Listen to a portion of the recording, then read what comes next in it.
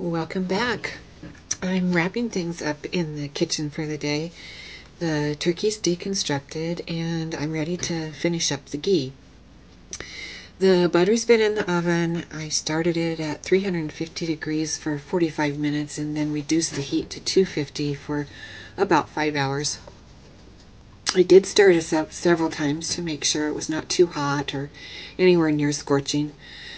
Of course, there is more than one way to make ghee, and you could cook the butter on the stovetop, but I like to use the oven because it requires less babysitting and I can multitask while it cooks. The process is very similar to making clarified butter, the difference being that to end up with ghee, you have to cook the butter longer to get that distinct flavor that sets ghee apart from clarified butter. I'm starting with 12 pounds of butter, and for a large batch like this, it takes 5 to 6 hours. Of course, if you make a smaller batch, it wouldn't take that long. This heating of the butter cooks out all of the water and toasts the milk solids, which imparts a slightly nutty flavor.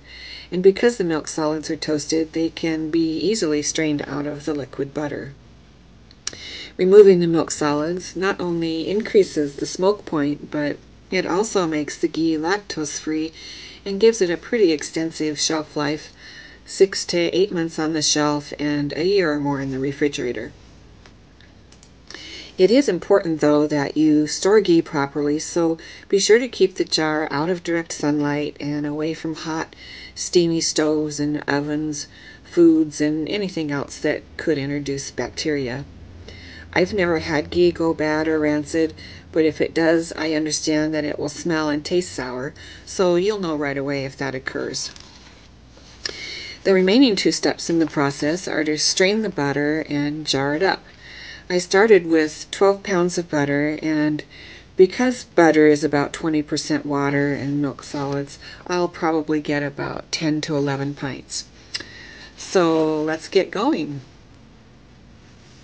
I let the pan of butter cool for about 30 minutes and then ladle the melted butter into a sieve lined with cheesecloth. I have already sterilized my jars and lids, so as my container of ghee fills up, I fill a few jars and continue straining the butter. I'm skimming the butter off the top, avoiding the milk solids on the bottom of the pan so my cheesecloth doesn't get clogged with the solids. But as you can see, eventually the cheesecloth will begin to clog, and I shift it slightly so it can strain the butter. You can see the milk solids in the bottom of my pan. This is, of course, a byproduct of making ghee and is usually discarded, but some people do like to cook or bake with it. I ended up with 11 pints of ghee, and this should last me a few months.